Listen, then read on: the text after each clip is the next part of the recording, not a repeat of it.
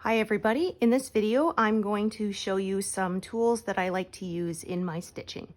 So the first tool is called a Snag-grab-it, and it's a wonderful little tool. It's only a couple of dollars, and it's like a very long needle, but instead of an eye at the end you've got this slightly roughened bit. And what that does is for when you have little ends of threads that are just kind of popping up in the holes or between other stitches and they don't want to go back down to the other side, you just use this to put it where the thread is popping up, pull it back down, and it sort of just grabs onto those little threads and pulls them back through to the wrong side so that they're not showing anymore. Another one that I like to use is a wide tooth comb, and that is just for when my parched threads are starting to tangle. Use it to tease them apart. It's great.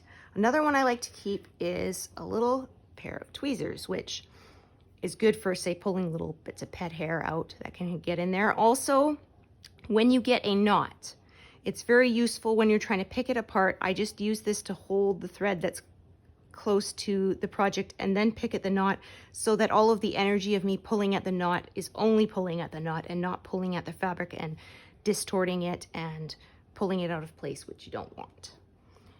And then I just like to keep a little makeup brush on hand for when you have those little bits that you trim and they're stuck all over the place, just clean it off there. And then I also have these magnets. They're called button magnets. You can find them at any office supply store.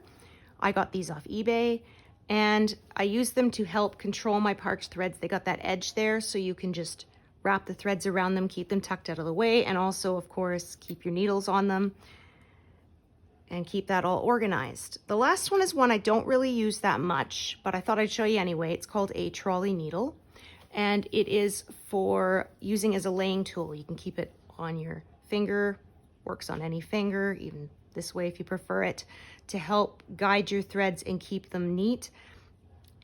By the time I got this, I had been railroading for quite a while, so I found that more of a natural motion than trying to do this, so I ended up giving up on it.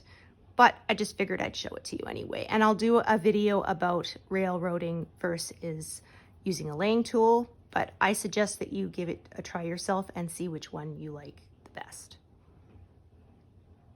All right, so that's everything. Thanks for watching.